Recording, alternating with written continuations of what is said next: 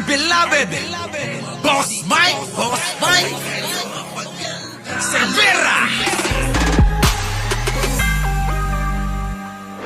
Si Aling Baba, yung mahabang baba. Mga kababayan, nagwala na. Oo, nagwala na mga kababayan. Grabe no, mga kababayan, si Aimee mahabang baba. Ibang klase, oh. Sabi mga kababayan, nakita ko nung panahon ng hapon. Oo, nagdodroga yung ading ko. Putik na yan mga kababayan ko eh. Alam nyo lang sa totoo, lahat naman yan halos pinagdaanan eh.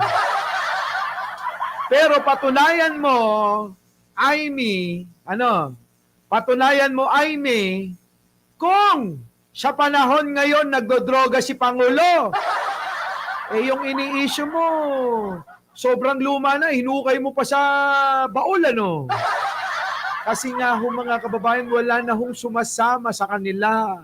Nagmumukha na nga lang tanga sila eh. Sa totoo lang, di ba? Mukhang tanga na ho etong kampo ni Duterte.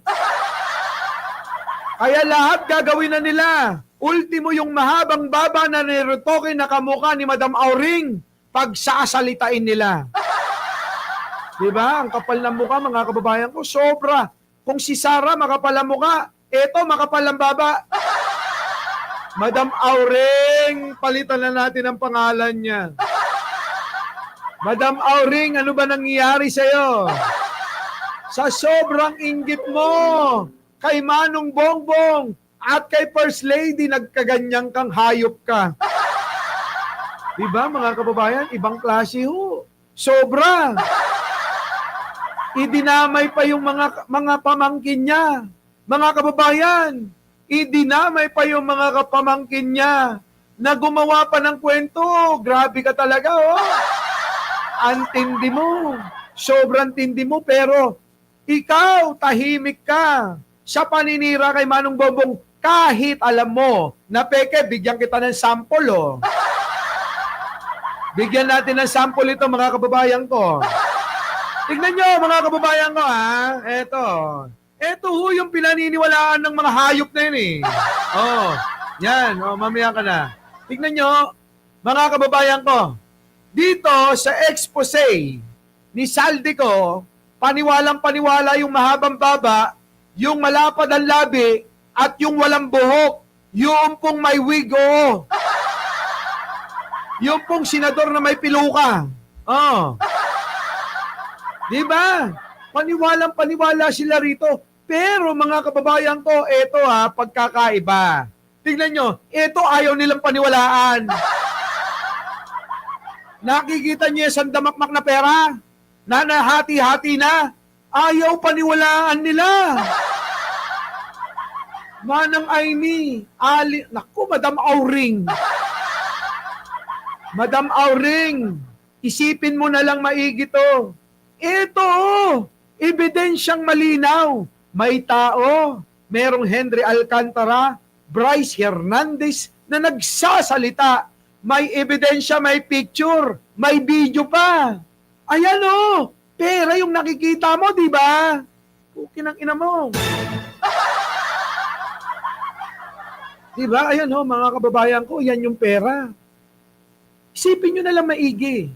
Bakit eto, napakaliwanag ng ebidensya, ayaw pakinggan, ayaw nilang paniwalaan, bagkus yung mga nasangkot dyan, yung mga diskaya, at yung kung sino-sino pa, abay hindi nila binubusisi.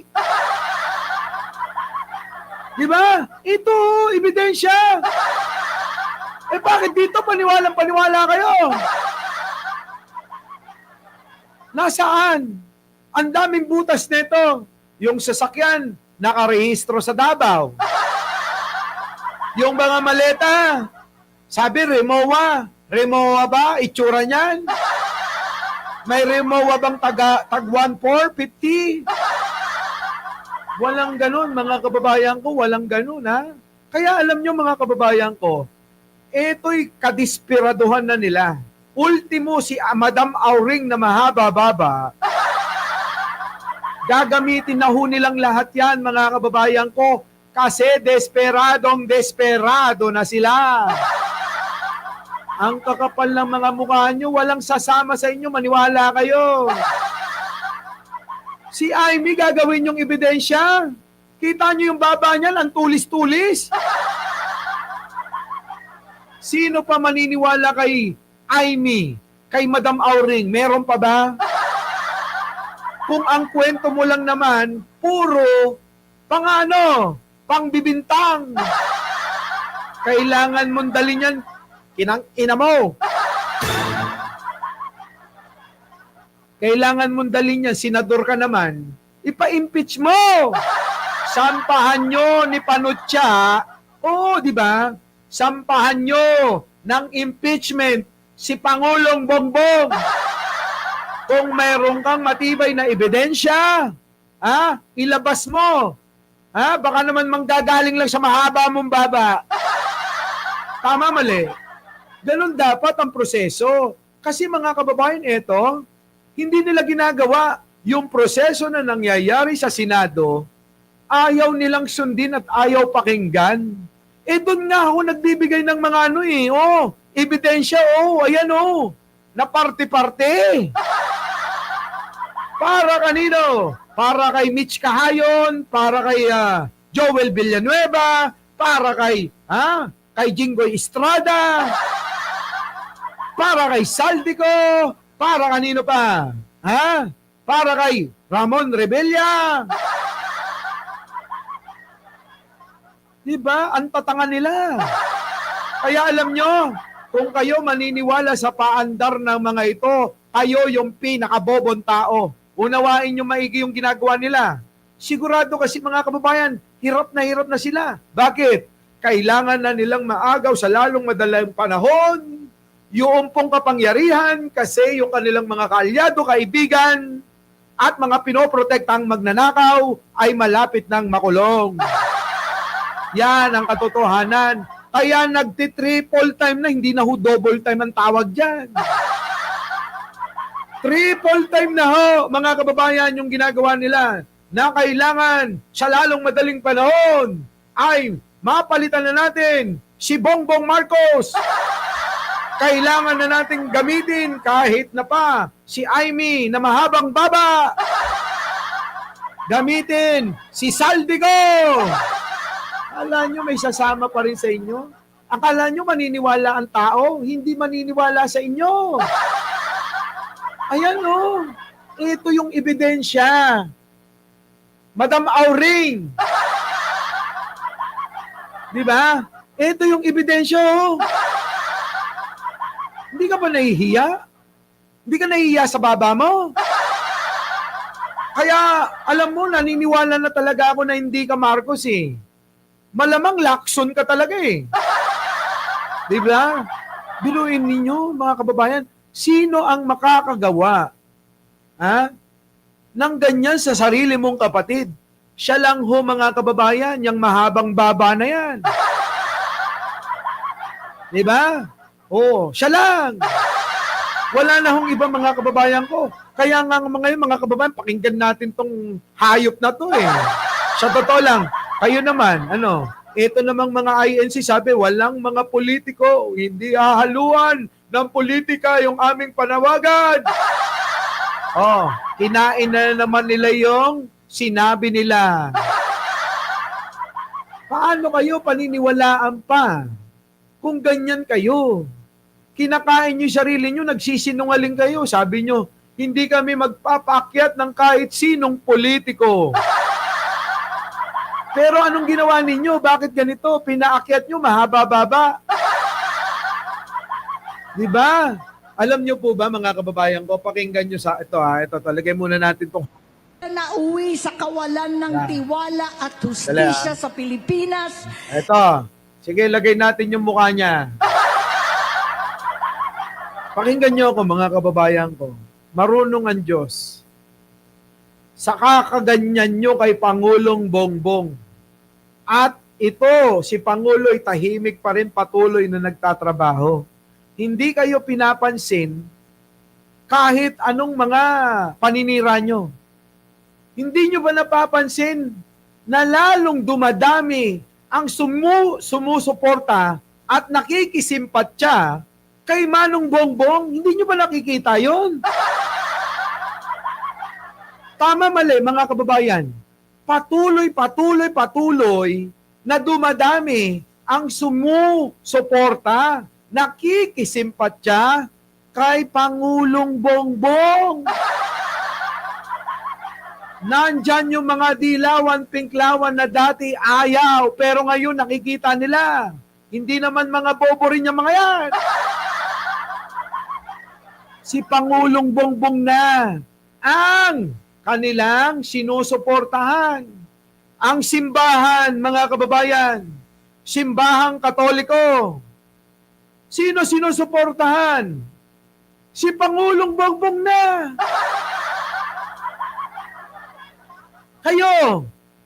Kayo pa rin, wala namang nadadagdag. Nagdagdag kayo, kamukha pa ni Madam Auring. Nagdagdag kayo, isa pang magnanakaw, si Saldico. Yan ba? Yan ba yung mga grupo nyo talaga? Mga magnanakaw. Tignan nyo, bakit nyo kinuha si Saldico? Magnanakaw nga. Gusto nyo pang gawing bayani, ha? Ganyan po sila, mga kababayan ko. Ibang klase, ano? Ibang klase. Kasi yung kailangan nila, mga kababayan, ano? Tingnan nyo, hayaan nating nakanganga. Kulang na lang saksakin ng sarili niya yung dibdib niya, eh, no? Wala, mga kababayan ko. Etong ginagawa nila na to, patuloy na dumadami ang nagmamahal kay Pangulong Bongbong. Maniwala kayo. Mali ang mga diskarte nyo, kaya lang nga, desperado na kayong mga poke ng ina nyo.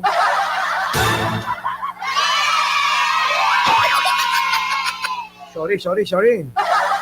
Easy. Desperado na kayo. Kaya yan, talagang sinalansan nyo, no?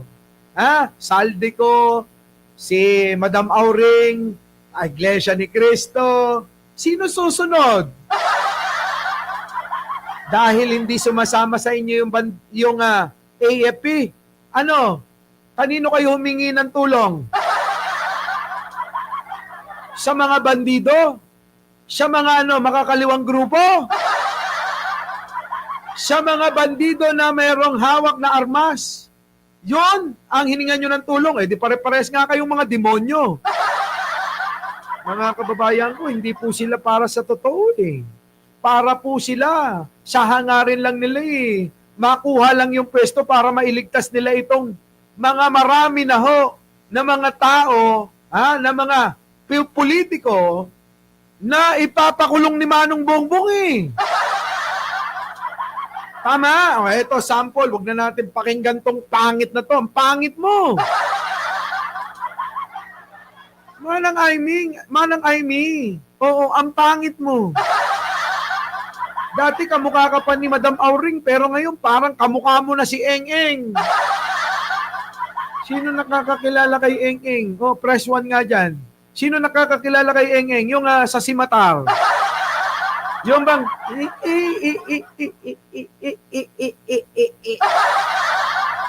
Nakikita ko si Simatar na paparating na. Ayan, kamukha niya. Kamukha mga kababayan, sa totoo lang, kung ganyan lang makakasama ko, hindi ko matitiis, eh. Malamang mag-walk out ako lagi, eh. Sagwa, mga kababayan ko, sagwa ng tanawin. Kahit pasabihin ninyo na may tukod yung bulkan, eh. Paano naging magkaroon ng tukod yung bulkan? Yung baba niya, yung bulkan, yung bunganga niya. Sumasabog yung bulkan, yung bunganga niya, kung ano-ano na sinasabi. Abay, nakatukod pa, eh. Di ba? Grabe, no, mga kababayan, eto na, tignan nyo, ito yung kinakatakutan ng lahat, Christian, hindi iba sa akin yung mga yan. Nakasama ko yan. Yung mga yan, one time or another sa buhay ko. Na. Pero sa akin, trabaho ko to eh. Ah. Hindi ko tong trabaho to. Yan. Kaya gagawin ko trabaho ko. Ayan. Opo. Linawin ko lang, sir, para dun sa mga naghahanap ng resulta. Kakasuhan nyo na soon sina Bong Revilla, Yan. Jingo Estrada, Oh. Nancy Binay, at saka si Joel Villanueva. Tama po ba? Yan.